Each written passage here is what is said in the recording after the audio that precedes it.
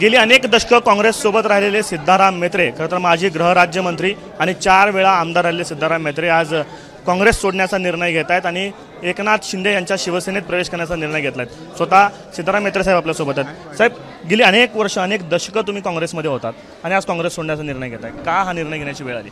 नाही, काँग्रेस सोडण्याचे निर्णय का आले ते त्याचं कारणीभूत काय आम्हाला कोणावर नाराज नाही, काय नाही। काँग्रेसने पण आम्हाला भरपूर दिलं नाही असं नाही, पण अलीकडच्या या 10-12 वर्षामध्ये म्हणजे 2009 पासून थोडं वेगळे सगळे प्रकरण होत गेले। आम्हाला ज्याप्रमाणे ताकद भेटला पाहिजे ताकद भेटत नव्हती आणि कार्यकर्त्यांना त्रास होऊ लागला। या 11-12 वर्षामध्ये सगळे कार्यकर्ते मला आग्रह करू लागले। मी म्हटलं माझं काय ना मला निवांत आहे, मी आता नाही असं कसं का, आम्ही 1 लाख लोक तुम्हाला मतदान केलेलं आहे, मग आमच्यासाठी तुम्ही काहीतरी निर्णय घ्यायला पाहिजे। असं 6 महिन्यापासून कंटिन्यू माझ्या पाठीमागे आहेत लोक।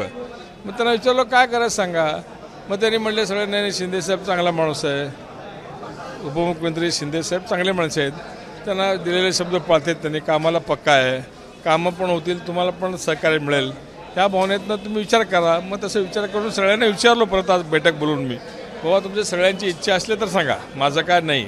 त्याने म्हटले नाही घ्या निर्णय, म्हटलं मग हा निर्णय घेतला। कधी पक्षप्रवेश ठरलाय, कसा कार्यक्रम होणार? 31 तारखेला अक्कलकोटमध्ये पक्षप्रवेश ठरला। आदरणीय आपले राज्याचे उपमुख्यमंत्री एकनाथराव शिंदेसाहेब, त्यांच्याबरोबर अजून 3-4 लोक येतील अजून।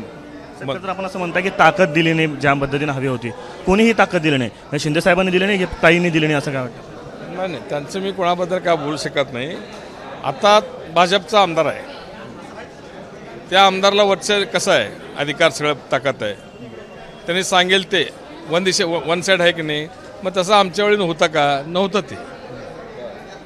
ते झालं। आता अलीकडे आम्हाला जे त्रास होऊ लागलाय, त्रास होऊ लागल्यानंतर आम्ही सांगायचं कोणाला? आता कोणाकडून होतो त्रास?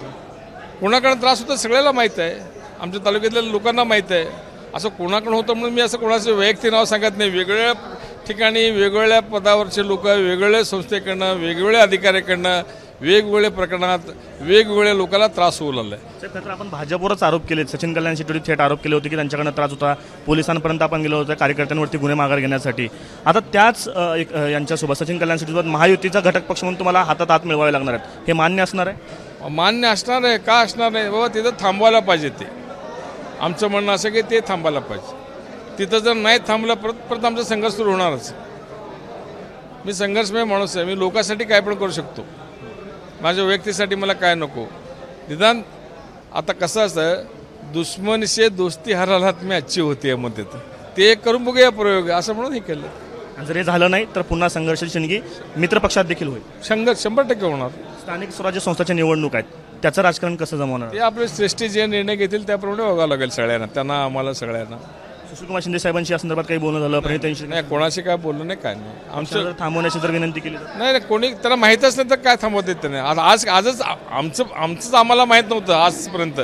आता हे सगळ्या लोकांना विचार, बाबा असं सगळे सांगलेत काय करायचं, मग सगळे लोकांमध्ये निर्णय घ्या, आम्ही तुमच्या पाठीशी घेतलं। तर लोकांना विचारूनच घ्यायला पाहिजे निर्णय कसं।